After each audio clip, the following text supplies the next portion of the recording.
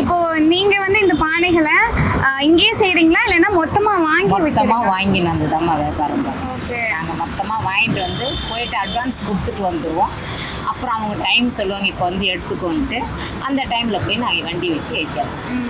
உங்ககிட்ட இந்த ரெகுலரா வந்து வாங்குவாங்கல்ல, அவங்கலாம் எந்த மாதிரி பொருட்கள் வந்து அதிகமா வாங்குவாங்க, ரெகுலரா பர்ச்சேஸ் பண்ணுவாங்க? மீன் குழம்பு சட்டி, தயிர் பவுல், ஜெக்கு, வாட்டர் பாட்டில், இதெல்லாம் ரெகுலர் கஸ்டமர் நிறையா இருக்காங்க. இப்போ மார்வாடி சேட்டுங்கள்லாம் வந்து தண்ணி பானைக்கு ரொம்ப விரும்பி வாங்குவாங்க. அவங்க தான் நல்லா தண்ணி பானை, அது அவங்களுக்கு நல்லா தெரியும். 6 மாதத்துக்கு ஒரு தடவை பானை மாற்றுவோம். அவங்களுக்கு தண்ணி பானை வந்து மெயினாக நம்மளோட அவங்களோட எக்ஸ்பீரியன்ஸ் அதிகம். அந்த பஞ்சாப் சைடு. ஆமாம். ஓகே. இங்கே மார்வாடி நம்ம சேட்டுங்க இருக்காங்க, அவங்க அந்த பானையெல்லாம் நல்லா விரும்பி வாங்குவோம். இப்போ யூஸ் ஆந்துறோன்னா அதிக அளவு போயிடும். ஆனால் மண்பானைங்கிறது ஒன் டைம் இன்வெஸ்ட்மெண்ட். அப்போது எந்த அளவுக்கு வாங்குறாங்க, அதில் உங்களுக்கு லாபம் கிடைக்குதா? கிடைக்குமா? ஒரு கஷ்டப்படுறதுக்கு பலன் உண்டு. அதிகம்லாம் வச்சு வைக்க மாட்டேன். ஒரு பாட்டுக்கு 20 ரூபா, 30 ரூபா, 50 ரூபா, 100 ரூபா, அவ்வளோதான். அதை வச்சு வியாபாரம் பண்ணுவேன்.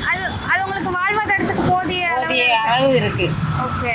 கஷ்டப்படுறதுக்கு பலன் இருக்குமா, அவ்வளோதான். அதிகமாக விற்க மாட்டேன், கம்மியாகவும் கொடுக்க மாட்டேன். நான் நேரமாக அதிகமாக இது பண்ணால் சேல்ஸ். நம்ம கஷ்டப்படுற பலன் கூலியே இதில் நான் எடுத்துவேன், அவ்வளோதான். இப்போ நமக்கு ஆப்போசிட்லேயே முருகன் கோயில் இருக்கு, அதுக்காக நிறைய பர்ச்சேஸ் பண்ணுவாங்களா? அப்படி பர்ச்சேஸ் பண்ணால் என்னென்ன மாதிரியான பொருட்கள் வந்து வாங்குவாங்க? அகுல் நிறைய வாங்குவாங்க. அகுலில் தயிர் பவுல் வாங்குவாங்க. தண்ணி ஊற்றி பூப்பறம் உருளி நிறைய வாங்குவாங்க. அப்புறம் தீபத்துக்கு இந்த அகுல் வாசப்படியில் காற்று அணியாமல் இருக்கிறதுக்கு அது வாங்குவாங்க. இந்த கோயிலுக்கு வரவங்களாம் இதெல்லாம் ரொம்ப விரும்பி வாங்குவாங்க.